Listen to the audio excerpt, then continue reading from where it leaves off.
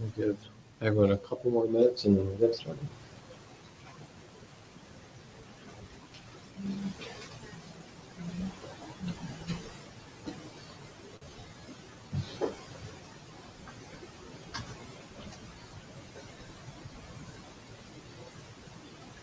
Can everyone see okay, or would they prefer the lights down? Everyone okay in the back? Okay. We'll leave it done. Are you set up with a screen share? Yes. Yeah, I'm all set. I had one yesterday, so I got all square. Thank you. All right, one more minute, looks like.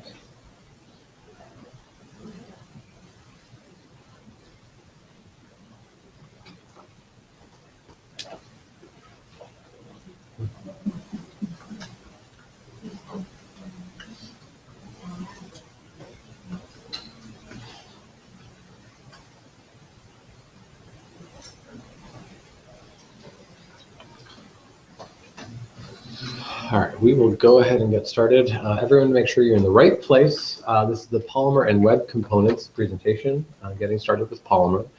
Just quickly polling the audience. Anyone here played with, explored Polymer or Web Components already? Okay, a few takers, lose a little bit. All right. Pretty exciting space. Obviously, at Google I/O this year, they demoed and showed off a lot of neat stuff. For those that maybe watched the video or saw that presentation, some of this will be old hat, a lot of this will be old hat. Exciting space. So, Polymer and Web Components. Just looking generally at where we're talking about Web Components and Polymer fitting in.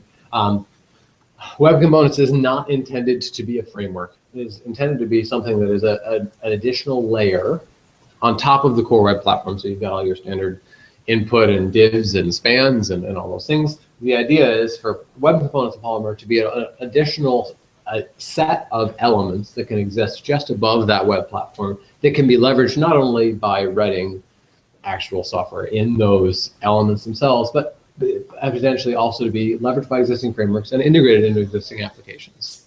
So very specifically, it is not a framework, okay? Not a framework. The idea is to create elements that can be leveraged in a bunch of different ways.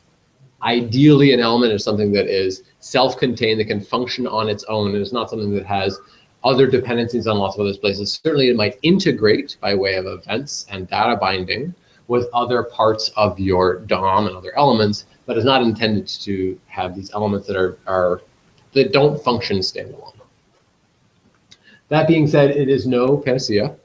And by the way, it's really hard to find statues of the Greek goddess Panacea because it turns out she doesn't have any statues left. This is maybe Panacea. I tried my hardest. It's certainly not, it doesn't solve all of your problems. It's not some Panacea that's going to solve everything. There are a lot of considerations of things to think about when you decide to maybe explore this option.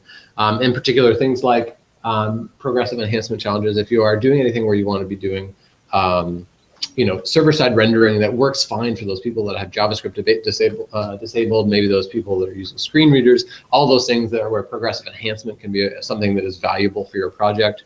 That should be a consideration, because if you're writing a Polymer element and this element is something that takes the string text that's your light DOM that's in the middle and transforms it, adds a bunch of text to it, then if you have JavaScript disabled and you don't have any enhancement, then someone with a screen reader is going to see this blob of text with none of the extra context that that element normally would provide.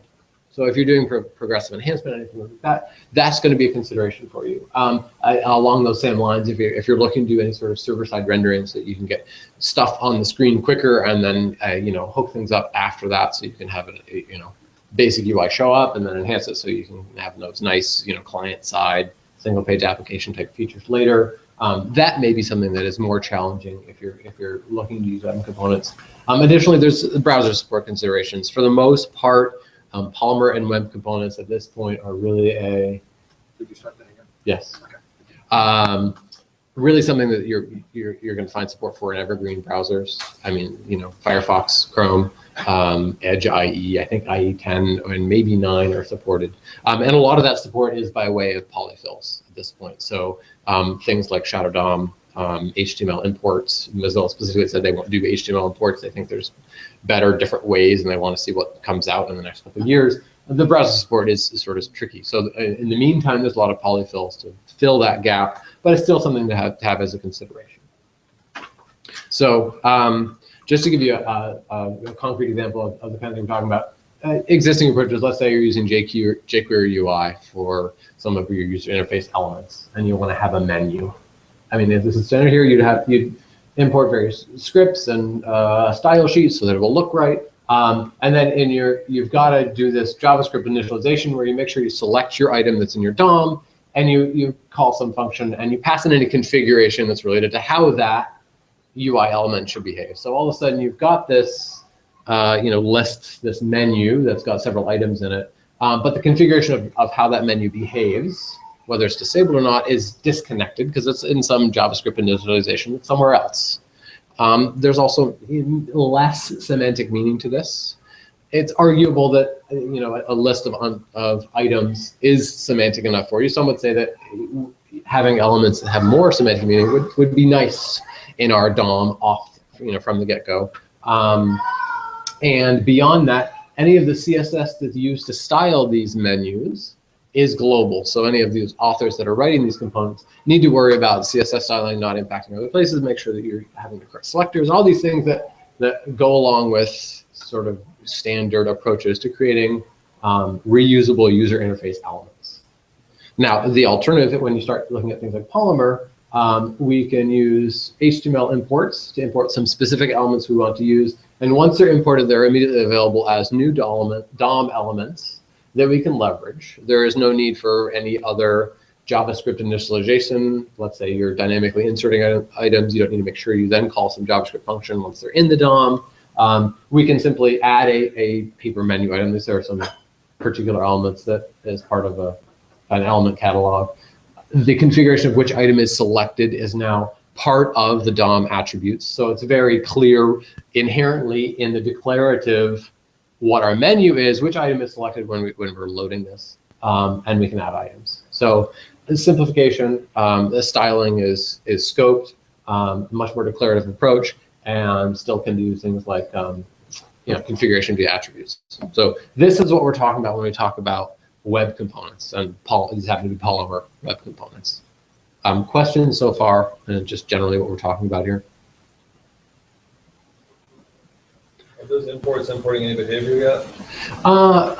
What do you mean by behavior? Like, is this paper menu just a... It'll have some user interface behavior to it, yeah. So it's things like selected. When we click on an item, it will end up being selected. And if we had this selected equals 1 happening via data binding, which will show some data binding coming up here, it would automatically populate the changes to that selected value to that data bound value in your local set of properties. So there is behavior there. So when you import paper menu, it's importing the markup and style? Yes, it's importing not only the local DOM, we'll see what the local DOM looks like in a second, it's importing the local styles that are scoped to that element, as well as behavior that goes along with it, which includes things like hooking up to events on various DOM elements, doing data binding for those various DOM elements. If you want to use an eventing approach, I mean, you can hook up to an on-clicked event, have behavior that goes along with it, fire new events from these DOM elements. You can use standard DOM event listeners on them. All those things are possible and can be embedded in the behavior of this thing. Yes. Does that answer your question? Yes. Any others before we go on?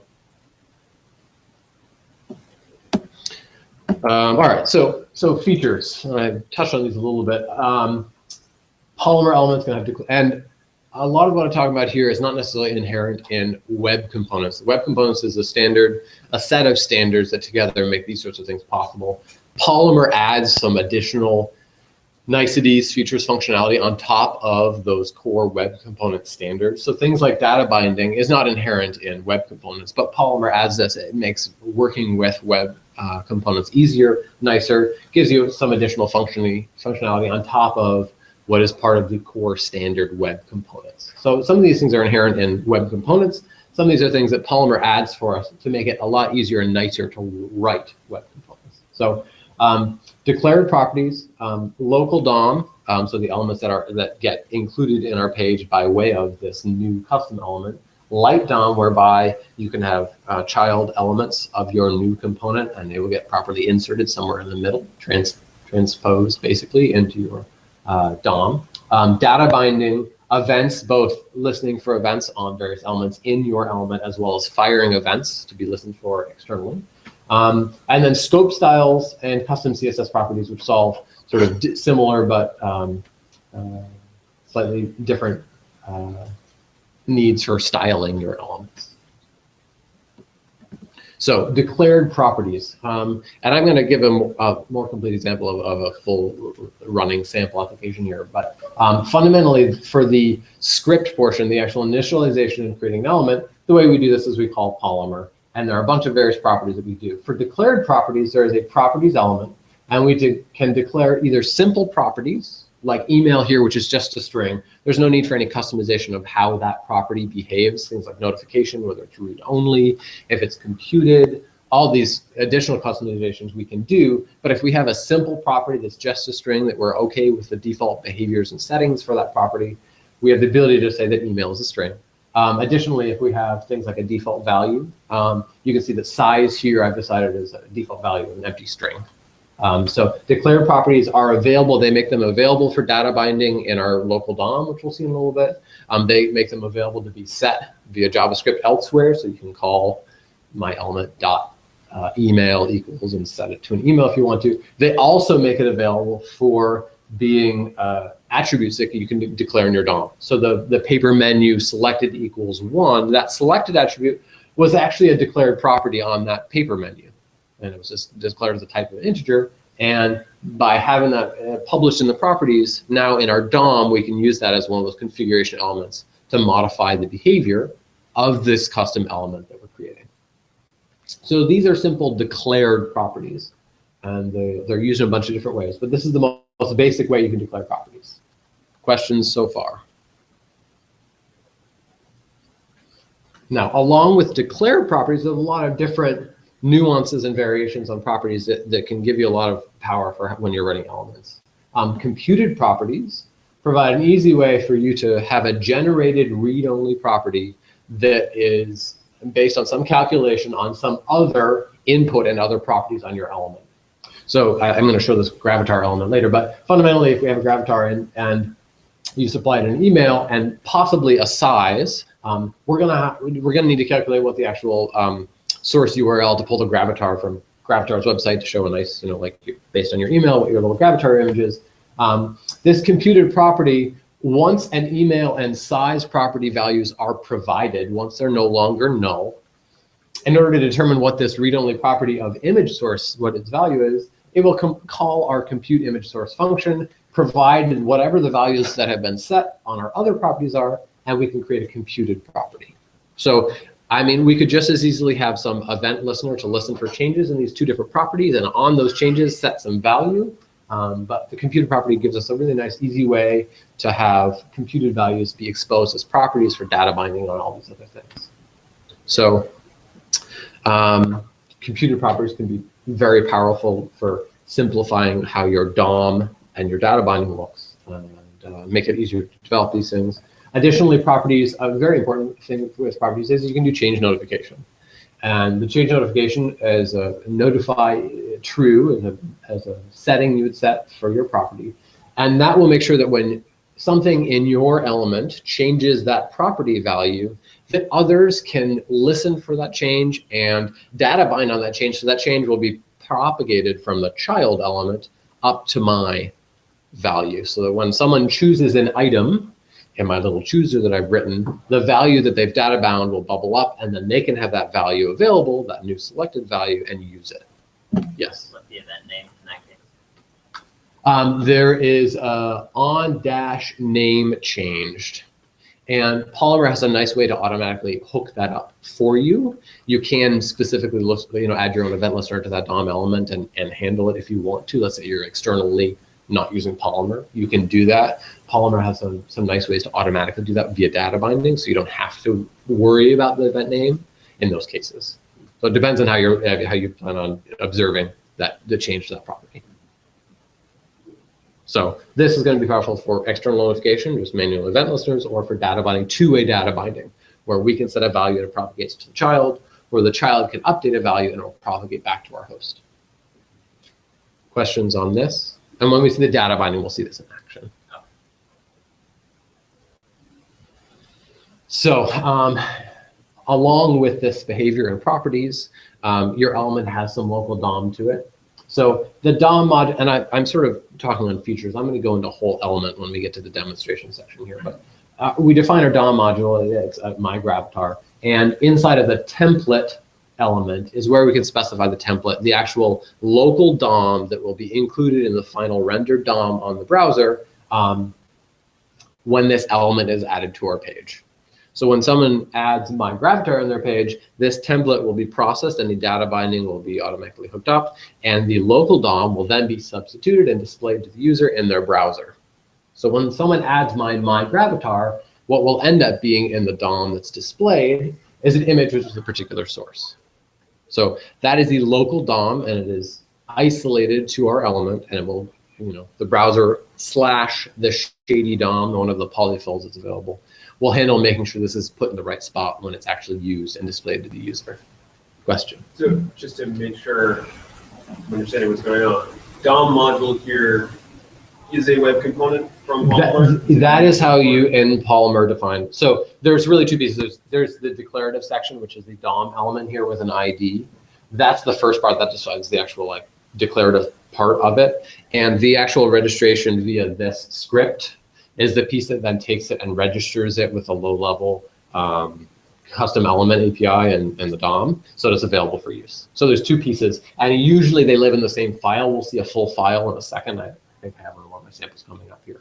But it's the combination of that declarative section and the script section where it's actually doing this call. And you notice the is here, that's an ID of the DOM element. So myGravatar. In the script section that would be in those ... it would be is myGravatar. That's how the identifier of this DOM element is mapped up to the registration with that Polymer call. Does that make sense? I thought Polymer, instead of using the ID, you actually create a new element called myGravatar. This is the definition of myGravatar. When you use it, you'll be inserting myGravatar into your actual HTML DOM. Because this is where we're creating it. That ID is what you'll then use when you're actually inserting those elements when you're using this element. Yeah, it's the tag name basically. So earlier we saw the paper menu there. The same thing with that definition of that element that I imported. In that, there's a DOM module with an ID of paper-menu. Now, for compatibility reasons, to avoid stepping on the toes of standard elements, all elements need to be hyphenated. The idea being you'll have some sort of namespace as the first part, and then the actual element name after, because you don't want to call your thing input or whatever that new DOM thing that 2 years from now they're actually going to have a standard DOM element named Gravatar, unlikely but possible. The namespace and the requiring a hyphen, make sure that we're not stepping on the toes accidentally of something that down the line might actually exist as a standard DOM element. So that's where that ID is coming in here. Where'd it go? That's where I am. Okay, so that's where that ID comes in. That's where when you later use this element you're defining, that's the name of the element you're going to use. So that local shadow DOM, there's a few nice features that come from it. Any of the items that you give an ID inside your template, when Polymer defines this and creates your instance, it will build up a map of all identified elements and stick them in the this.$ for you. So if you ever need to quickly reference static elements inside your template, you can easily reference them inside the this.$ variable. So this is an alternative to doing data binding. If instead we decide we want to update our element programmatically from some callback somewhere that we've hooked up to some event listener, we can identify items this way and set values on them. So that's just sort of a nicety. If you have anything, yeah, go ahead. The fact that you're calling this image ID gravatar, is this because Shadow DOM means you don't have a conflict between multiple IDs? Because this is local DOM, you will not have conflict between IDs. This ID will be scoped to your local DOM. So you could have 17 my gravatar elements in your page, and because we're using local DOM, the ID will be isolated to just this instance of this element. That's one of the wonderful things about the scoping of the local DOM is you can use identifiers that normally would be global, and all of a sudden you've got 17 things in the ID of gravatar. Not a problem. The local DOM handles that for you. Does that make sense? Yes. I guess besides the ready function, we can have others like click. There are a set of standard events that get fired, and unfortunately I didn't include a slide covering all of them. But the Polymer documentation, there's ready when it's actually created. There's another one that's actually rendered on the screen. And there's another one that's removed. Those are standard functions that you can define under Polymer element for sort of the standard lifecycle things that happen for your element. Other event listeners, I'll show you how you can hook this up in a second. It'll demonstrate, like if you want to detect a click on a button, for instance, you can very easily have that in your declarative DOM of your template, and then have functions in the script section that will respond to those events. Yeah. But the ready is one of the standard ones. So, and this is just a nice way that you can easily locate. If you want to locate dynamically inserted items, there's another API to do that. But for any of those things with just static IDs that are in your template, it's a nice way to easily just access things, update them if data binding, for whatever reason, is not something you want to do or an option. So in addition to that, you can do DOM manipulation if you need to dynamically insert DOM as opposed to using templated approaches. There's a lot of easy things like DOM repeat and those sorts of things, which can let you do declarative things like iterating elements and adding child nodes. But should you want to manipulate the DOM directly, because of the way Polymer implements the shadow DOM, which is one of those standards of web components that isn't implemented in all browsers and has some speed concerns, the way that Polymer implements shadow DOM via a shady DOM, which is sort of a lighter weight specific to meeting the needs of Polymer, a shadow DOM implementation. In order to manipulate the DOM, you have to go through their basically synonymous DOM API. So instead of just getting an element and calling insert before on that actual element, you basically just wrap everything in a polymer.dom around the thing that you're trying to modify the DOM for, and call all of the standard things to modify your DOM. Insert before, getting child nodes, all those sorts of things are available, append element, all those things are there. But in order for them to meet the speed concerns, well, browsers don't have shadow DOM standardized and available everywhere. This is one of the sort of warts of Polymer right now, is having to go this route. So there are manipulation. If you use this.root, that root will be the root element of your local DOM, the actual thing in the template. If you're trying to manipulate the light DOM, which is the DOM that gets dynamically sort of transported inside of your element, and I'll show that in a second, you would just use this instead of this.root. So depending on which set of DOM elements, the local or the light, and that distinction will make sense in a second, you'd either use this.root or this. And you can do query selector, you can do all the standard things you would do for DOM querying and manipulation. Again, I'll just wrap with polymer.dom first. Questions on that? Yes. Are they re-implementing things, or they just extend window.dom or whatever? I believe it's re-implemented largely because they need to keep the local and the light DOM, which are two sort of distinct things. The local DOM is the thing we saw on the template, image ID equals gravatar. Light DOM is content that you can inject in the middle of it, and we'll see that in a second. In order to keep those in sync, because the browser doesn't natively support it, for efficiency and for logical reasons, since the browser can't do it for us, Polymer is forced to keep track of those things. In order for it to keep track of it, it implements it itself. And it worries about, is this part of the light DOM, the local DOM, keeping IDs isolated, those sorts of things it can worry about, because it's the one doing the work for you, versus the standard DOM manipulation methods, which would end up directly manipulating the elements and might screw with their implementation of the shadow DOM that they have in place for now. Does that make sense? Other questions? So I talked a lot about light DOM. Polymer has the ability for you to define an element that will take all of its child elements and make them available to be inserted anywhere in the final DOM that's rendered on the screen. So in this case, I want to make a my strong bad element.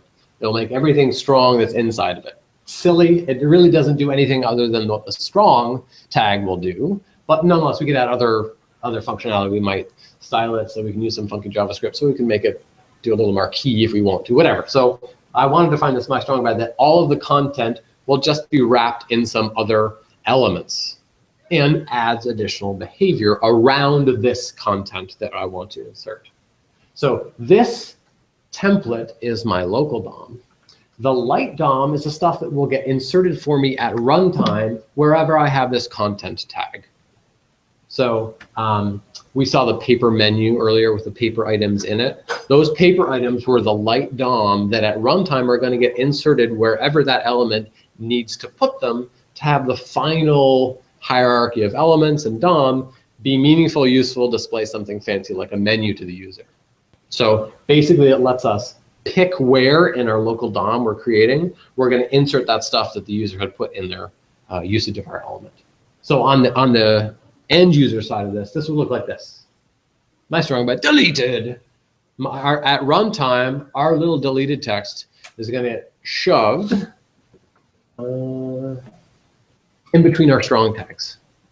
And we can add color to it using styling. The styling we'll see in a little bit. All these other things that we want to do.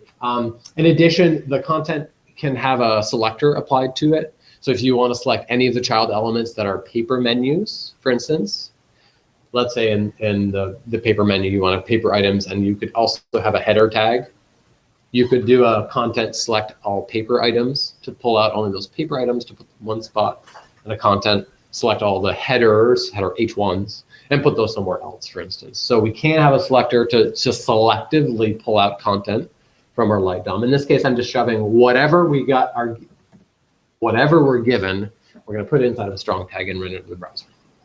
I mean, this is a pathological, really simple case, but that's the idea. We can take that stuff that's inside our custom element and put it somewhere wherever we want in our local DOM. And so the things actually inserted, the content are part of the real DOM. They're essentially getting The wrapped. final rendered DOM, Okay. yes.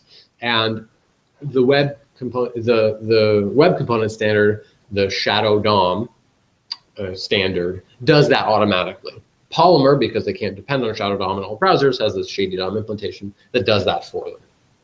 But yes, ultimately, it's done automatically for us so that the final thing that's rendered to the browser is the combination of our local DOM with our light DOM inserted wherever it's getting put. Other questions? Okay, so data binding. So we talked a little bit about this. You've seen it in a couple slides. Fundamentally, there's two different syntaxes for doing data binding. The mustache kind of approach, the double curly brackets, is a standard way that will give you two-way data binding. There's also ways that you can specify changes to how you're listening for events. So the image source on my image, that's using the standard events that it generates for property notification. You asked about the names of those. If we just specify image source in our curly brackets here, the standard on image source changed is the event that will be listened for changes here to propagate it. If we have some existing things like an input element, and it has a different event named input, where the value property provides the actual value that is changed, there's syntax for doing this. So any existing standard DOM element that has some different event we need to hook up to in order to receive notification about its change, we can do these double colons, specify the name of the event. So in my input case, I'm going to hook up to the input event on this DOM element. And when it gets fired, I'm going to inspect the value property of the object that's fired with my event and shove that into the size variable. The docs are going to do a much better job explaining it than I can in one slide. The idea is you can not only data bind to standard properties that are defined in Polymer, you can very easily data bind and use custom events or events on existing DOM elements that might not conform to the Polymer standard, and receive notifications so you can have that nice two-way data binding. So not only is there two-way data binding, there's one-way data binding. So one-way data binding is a very easy way for you to specify that I want the my gravatar element to get the value of my email property. I don't want my email property updated by anybody else because I'm going to control that. I don't want some random element to say, oh, by the way, I changed the email for you. I really want to, from my host to my child, say, here's the value you can use. But I don't want my child element to change my value for me. Yes? So back a step. Yes. In the input. Yep. How does that do a two-way? So on input changing our value for us, the user selects some item there. The input DOM element fires an input event. That input event on the object that gets passed along with the event has a value property on it. So when this is parsed in our template, Polymer will hook up to the input event, and when the input event is fired, it will inspect the value and assign that to the email property. So there's the one direction. Our child, our input element, is firing an event that can then Polymer will automatically for us propagate and assign the value to our local email property that we published. On the other direction, when we change our email property, behind the hoods, Polymer inserts custom setters so that when you set the value on the element, it can detect what's happened. It knows when someone changes the email property, it says, okay, well, I've got two different spots where this thing has been data bound. So when someone changes my email property, I'm going to go set those values on those various DOM elements so that they get the new value that someone just set on my property. So that's the full circle. In that direction, it's still doing the standard. Sorry, say again? The event doesn't matter. Right, the event doesn't matter because we're setting the property on this DOM. We don't care what events it happens to fire when that happens. We just know we need to set the value based on the email thing. So we have that double colon input. It's just about where. That's where the events comes from for notification from the child. That's if the child isn't a Polymer element that has that standard event name, so we can very easily have our simplistic double, two-way data binding notation. That's really like the nice pathological cases. You're data binding on some other Polymer element that is using the standard event name and values, so it can just happen. Does that make sense? Yeah.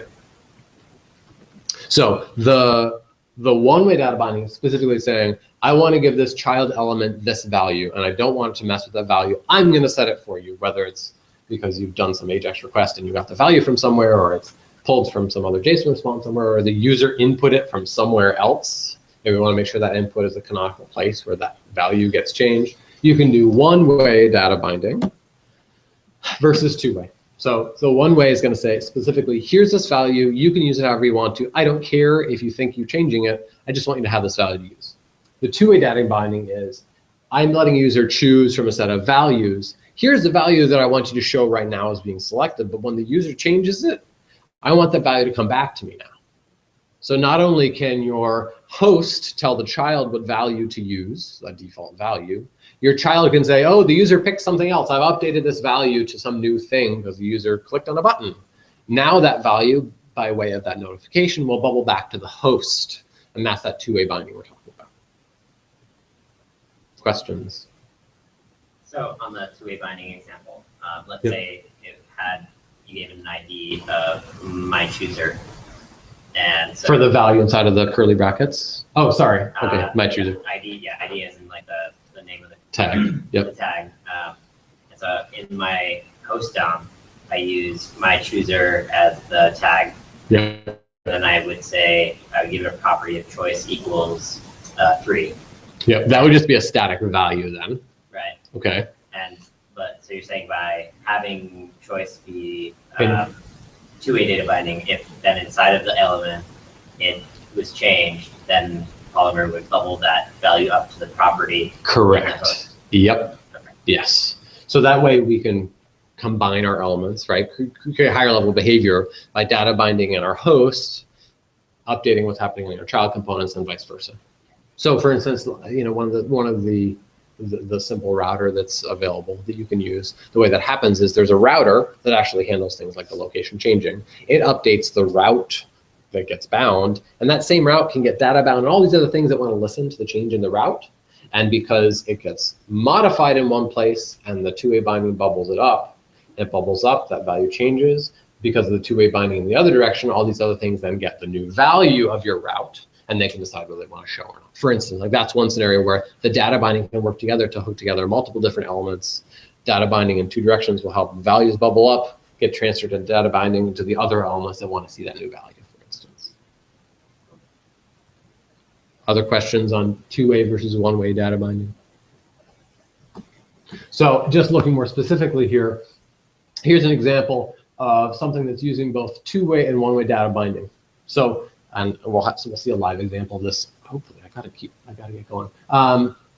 We've created our my element, and I skipped the outer DOM element tag here, but we've got a template as well as a script that's doing the registration of our thing. And we have in our template, we have two different tags here. We've got our my gravatar that has a one-way binding that's saying, populate this email property and put it into my gravatar whenever it changes. We don't care if my gravatar tries to change it, because that's just supposed to be displaying stuff. But we don't really want that to change anything for us. What we do want, though, is this text input to allow a user to change the email, and that should bubble back to us. So we can do a one-way binding and tell the my gravatar, here's the value, display it however you want. I don't care if you try and change it, but on our input, we want to make sure that we're getting the values out of it to be used elsewhere. So you wouldn't always necessarily data bind one way and then a two-way data binding in the same element. This is sort of a contrived example. But the idea is the one way will let you update email, maybe by some other declarative JavaScript, maybe by some input here, and it will always bubble down but never back up. And that, of course, in difference to our sample before, where we have our element that we want to be able to supply a value so it will update and display, or it can be chosen and it will bubble back to us. So talking about events, there's several different ways you can handle events. There's declarative event listeners, you can do annotated event listeners, and you can also fire off custom events so that standard DOM events can be fired by your element that you've created here. So declarative event listeners is available by specifying a listeners object, and you can hook up to events that happen on the host element. So if anybody taps our element, ourself that we've defined, it will call the regular tap function here. And you talked about ready before as being one of the standard ones. Here's how we can hook up to other events. So here, anybody taps on our element, the regular tap function will be called, and it'll have the event details passed to our function. The special .tap, if we have something in our local DOM with an ID of special, then automatically that element's tap event will get hooked up to special tap. So you can very easily identify specific elements we want to hook up events to declaratively here, and then have functions called when that event occurs. So not only can we hook up to the host having events occur on it, we can specify individual identified items and hook up event handlers to them as well. So that's the declarative syntax. And again, there's a couple different ways you can do that. You can do declarative this way, sort of the synonymous of our special .tap event listener there. We can do annotated event listeners. So we can specify an on-click and specify the name of the function. And that will hook up to the click event on that element, and then invoke button click on our Polymer element definition. So that if all you're doing is you're hooking up to a click event, one thing on this particular item, you don't need to identify it for any other reason, give it an ID. You can just very easily do an on-click declaratively, annotate it on your local DOM definition and listen for it that way. And a more complete example that also shows how you could fire events. Here in our template, we have that annotated handle click on our button. So when a user clicks our button that's been inserted in the final DOM rendered in the browser, it will call handle click.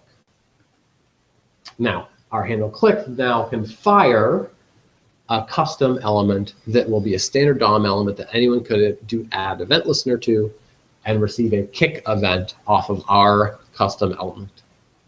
So in this case, you might provide more semantic meaning to an element. Like a click on some random item deep in your DOM might not make sense, but an item selected event makes total sense. So you can handle these sort of implementation detail events and turn them into events that make sense from your elements perspective, whether it's item selected or kicked or whatever it is, and then provide an event object to give you details. Questions on events? And I've got to go quickly if I want to show any real live stuff here. So quickly, everyone get ready for the one animated GIF in my slides. Styling. Okay, so there's two different types of styling that you can do with Polymer elements. Sorry, that's gone. There's scoped styles, and those are styles that are only going to apply to the local DOM. So the nice thing here is we don't have to worry about making sure we like namespace our labels or our classes or anything like that. Any of the standard styles that you have in your template will be scoped to the local DOM, to only those DOM elements in your element. So I could just as easily say that every specify image here, an image having a border of 10 pixel black border, solid border, and that would only apply to any image tags inside our local DOM. So we don't need to worry about namespacing our classes or anything like that. There are a few special ways that we can pick some special items to do styling on. In particular, the colon, did I miss a colon? Oops. The double colon host is a way that you could specify style on the host element itself, the myGravatar, because you don't yet have that element to pick in your local DOM. That's like the container element when it's in the final thing. So you can use colon host to provide style for the actual host element when it's finally inserted. And the colon content is the way, if you're using light DOM like our my strong bad thing, you can style the content and even sort of specify styles for certain classes inside of the content. And here's another one of those little warts from Polymer because of standards that are slowly progressing. If you want to style stuff that's inside of the content that gets dynamically inserted, you need to have one selector to the left of it first. The way that they handle turning this into a style that actually will be scoped, again, this is sort of one of those warts, requires that you do this, because at runtime, that gets transformed a little bit, so make sure it actually is selecting the right stuff inside the content. So we can style the host, we can style content that might get inserted dynamically, and any items that we style, like saying that all images have a certain background border or a background color or what have you, will be scoped just to our element. And that's a feature of the shadow DOM. Now, that's really cool, well in the gang, but if you want to do things like theming, whereby you have some shared concept of things like the color, because you want to have the header and the left bar all be the same color, and if everything is scoped to the local element, how do you do that? So there's a concept of cross-scope styles, which basically means theming. And the way that you can do this, you can see that I've got my same content style for anything that's a warning. And what I've done here is I've specified that the color is a variable. And my var is -- my element warning color. The way this works is anyone can set the -- my element warning color in their CSS anywhere in the parent hierarchy. It doesn't need to be the direct parent. Just like a font setting might propagate down to all of the child elements. Anywhere in the parent hierarchy where this thing gets added, if we specify a my element warning color, it will trickle down and be supplied as the value for color here. So for instance, all of the standard Polymer elements have various standard variables for theming support. And if you set one color, one place, all those various elements where it makes sense to use that color will now get that variable value from the CSS inserted automatically. Now you also have the ability to specify default values. You see here the red. That means if no one bothers setting this theme value, that the color of those warning items is going to be red. So this is the way that we can achieve theming. We can provide variables that map to things like the title bar color. If you're designing some element that has a body and a title bar above it, you might provide a specific variable for that title color, and then a specific color for the body color, for instance. And someone could theme it so that across the board, everywhere, that same color will be used. In addition to that, if you're designing this element and you can't anticipate all the ways that someone might want to customize or theme your thing, there's a way to do CSS mix-ins so that they can provide any sort of arbitrary additional CSS theming to a particular element. And that can be defined this way. So if in our element we say that apply any my element theme properties to my object at the host level, when I use that thing, I can define, and you'll see that sort of nested object here. I can say that for the my element theme, not only are there any of the standard theming stuff going on, I want to make the background color green. Maybe the author of this thing didn't provide you a variable for changing the background color, but by using a mix-in, we have the ability to do any sort of additional customization of any sort of CSS property that we want to use. Borders, margins, colors, whatever we think we might need for our theme across the board. So the mix-ins will let you have more general customization for any of that theming that you might not have thought of. Questions on styles?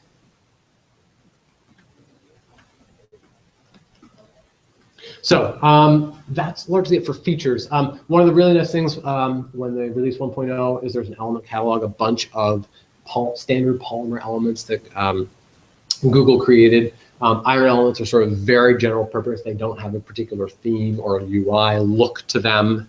Things like Ajax, so for easily doing Ajax calls, those sorts of things, very core low-level animation stuff, that sort of thing.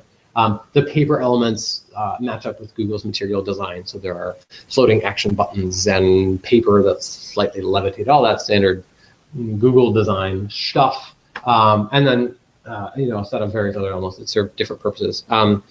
If you're looking to start creating a Polymer project today, I would highly recommend the Polymer Starter Kit. It's basically a pre-baked get started kit that has all of the standard best practices baked into it. So it's got all of the various dependencies. For Bower dependencies already there. It's got all the builds set up right, so it can do minimization and vulcanization, which you can learn about that later. I don't have time, unfortunately. All those various standard best practices are already sort of built in to get you going, get your feet running. Build support, offline support. It gives you examples of how to do some tests, and I didn't even want to go into. You can do really nice testing with Polymer components. So fundamentally, it's really easy. And I'm not going to spend the time doing these steps, but really it's this. You download the kit, you unzip it, you do an npm install and Bower install, fairly standard if you're doing modern JavaScript development, and then a gulp serve, and it will serve up your page to show you that starter kit. So I'm going to quickly, hopefully, switch over. So which would people rather do? Do they want to see a live sample, or do they want to ask questions right now? Because I'm running low on time. Sample, okay. So I need to switch my sharing over here. I will share you for now.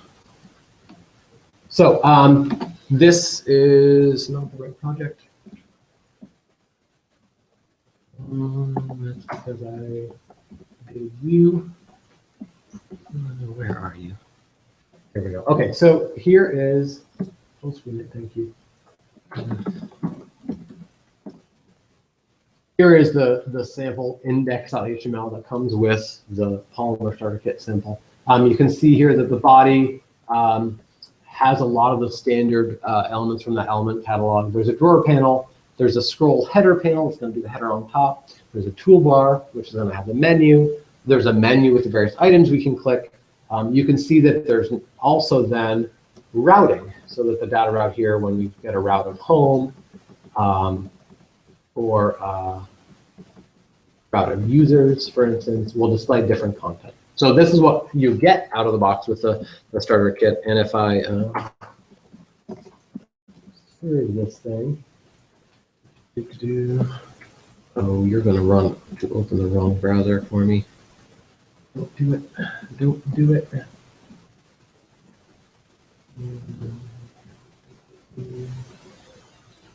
Give me the right browser. I'll find you. Here we go. All right. And no, really, it's because you're full screen. So here is an example of what Polymer Starter Kit will get you. And I'll show you the Gravatar element we've got right here. But out of the box, it's going to give you a basic layout of that when we click on things, thanks to the joys of the router plus data binding. It will get us to our users, get us to our contacts, get us home. You can see here, this is a sample Gravatar item, which I'll show you here in a second, which I happen to put in my email, and yay, it shows me paragliding. If I put in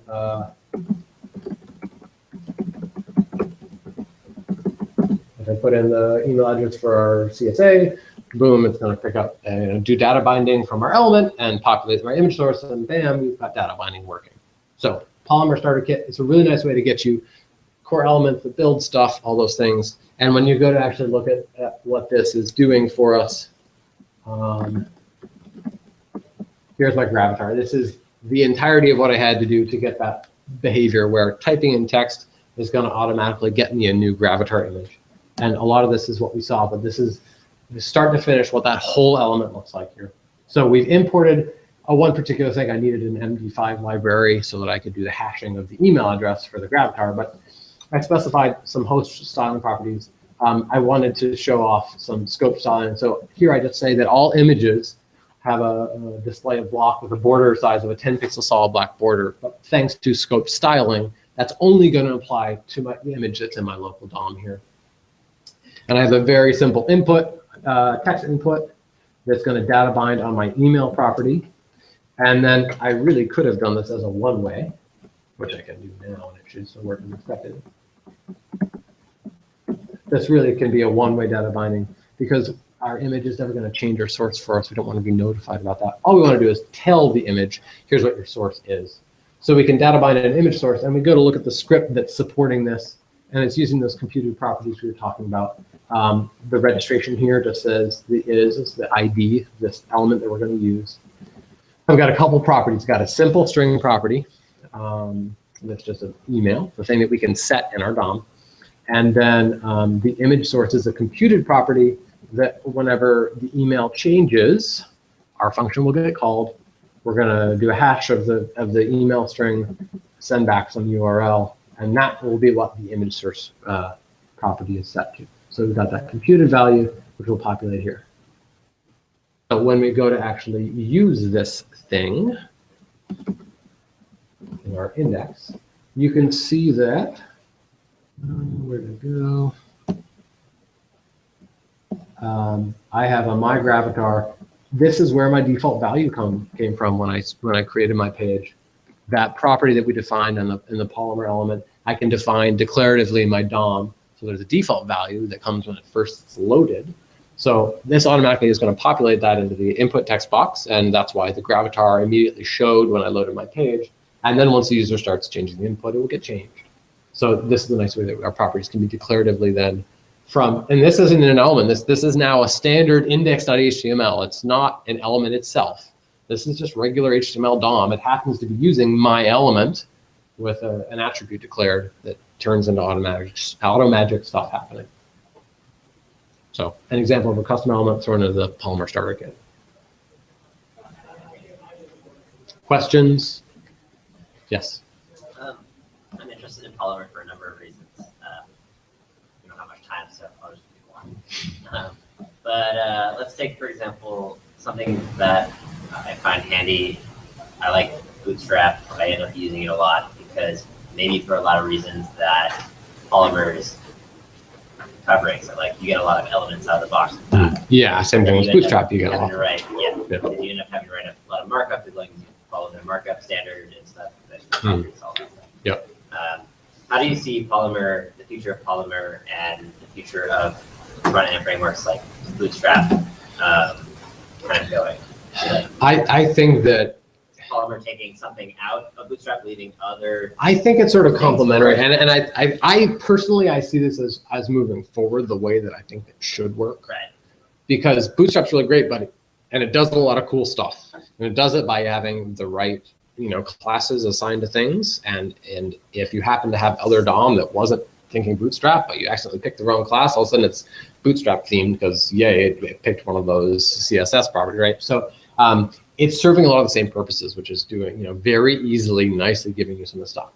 This isn't giving you things like grid layouts. Yeah. You're not getting grid layouts here. a lot of these elements do have responsive behavior baked into them, but there's no like grid layout. I mean, there's no like call me 12 in equivalent here. Not to say there couldn't be, but at least for now, that's not really been the focus on things like layout and those sorts of things. That being said, there is a lot of overlap because Bootstrap, like, it can nicely stylize your forms. Your forms are pretty just for free, right?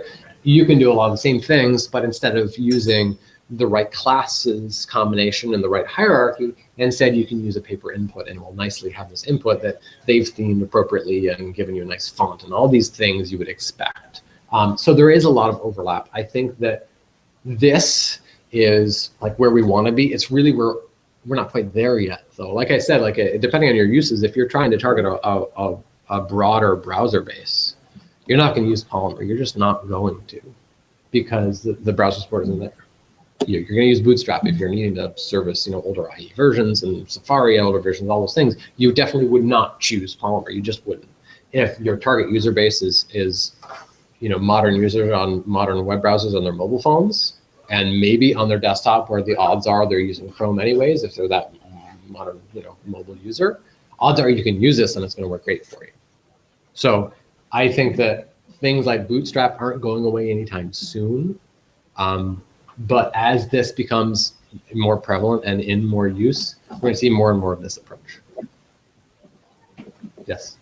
Have you seen, maybe not Polymer, but web component stuff combined with React? Or so I was trying to find some good concrete examples of that sort of stuff that I could link to at the end here. There's definitely exploration there. A couple of examples I could find, they needed to import the elements in their hosting page, their top level index.html, and then they could leverage those elements from the React component that they were creating, which is a little janky because you don't, like, that's mixing concerns, right? You have to make sure you've got some random import all the way over here in order for your component to work all the way over here.